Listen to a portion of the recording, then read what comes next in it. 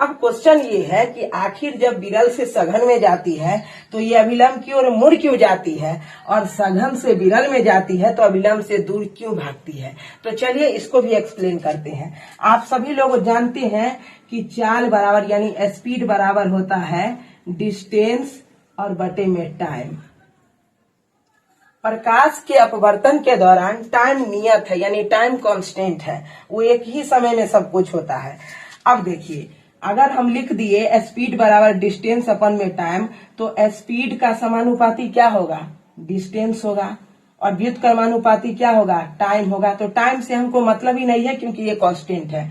Speed यानी speed समानुपाती हो गया डिस्टेंस के, यानी अगर स्पीड बढ़ाएंगे तो डिस्टेंस भी बढ़ेगा, स्पीड को घटाएंगे तो डिस्टेंस भी घटेगा। इसका मतलब क्या हुआ, अगर स्पीड बढ़ेगा तो डिस्टेंस भी बढ़ेगा क्योंकि समानुपाती है, यानी चाल बढ़ेगा तो दूरी भी बढ़ेगा, चाल घटेगा तो दूरी भी घटेगा। अब चलिए इसमें अप्लाई करते हैं।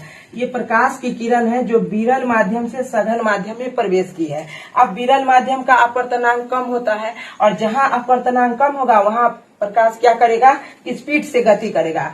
तो विरल माध्यम का अपवर्तनांक कम था तो प्रकाश स्पीड से आया। अब स्पीड से आया तो डिस्टेंस बढ़ेगा, तो स्पीड से आया है तो इसका अभिलंब से डिस्टेंस ज्यादा है। लेकिन जैसे ही सघन माध्यम में ये प्रकाश की किरण प्रवेश किया तो सघन माध्यम का अपवर्तनांक ज्यादा तो प्रकाश उसमें धीरे से गति करेगा। तो प्रकाश का ये जो प्रकाश किरण है इसका स्पीड सघन माध्यम में जाने के बाद घट जाता है। अब स्पीड यहाँ डिक्रीज हुआ यानी स्पीड घटा तो डिस्टेंस भी घटेगा।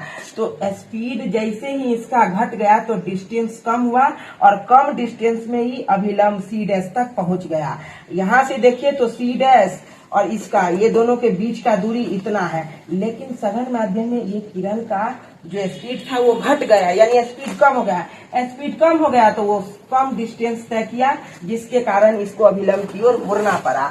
अब यही रिवर्सिबल देखिए, जब प्रकाश सघन से विरल में जाती है तो सघन में क्या था, स्पीड कम था तब कम डिस्टेंस में ही अपवर्तन बिंदु तक पहुंच गया। लेकिन जैसे ही विरल में प्रवेश किया तो इसका स्पीड बढ़ गया तो ये अभिलंब से दूर भागने लगा। तो सारा खेल स्पीड का है, स्पीड बढ़ेगा तो डिस्टेंस भी बढ़ेगा, स्पीड घटेगा तो डिस्टेंस भी घटेगा। तो एक लाइन में इसका आंसर है कि जब प्रकाश विरल माध्यम से सघन माध्यम में प्रवेश करती है तो सघन माध्यम का अपवर्तनांक ज्यादा होता है, जिसके कारण प्रकाश की किरण उसमें बहुत धीरे धीरे गमन करती है और धीरे धीरे गमन करने के कारण उसका चाल घट जाता है और चाल घटने के कारण वो कम डिस्टेंस यानी कम दूरी तय करके अभिलंब की ओर मुड़ जाती है।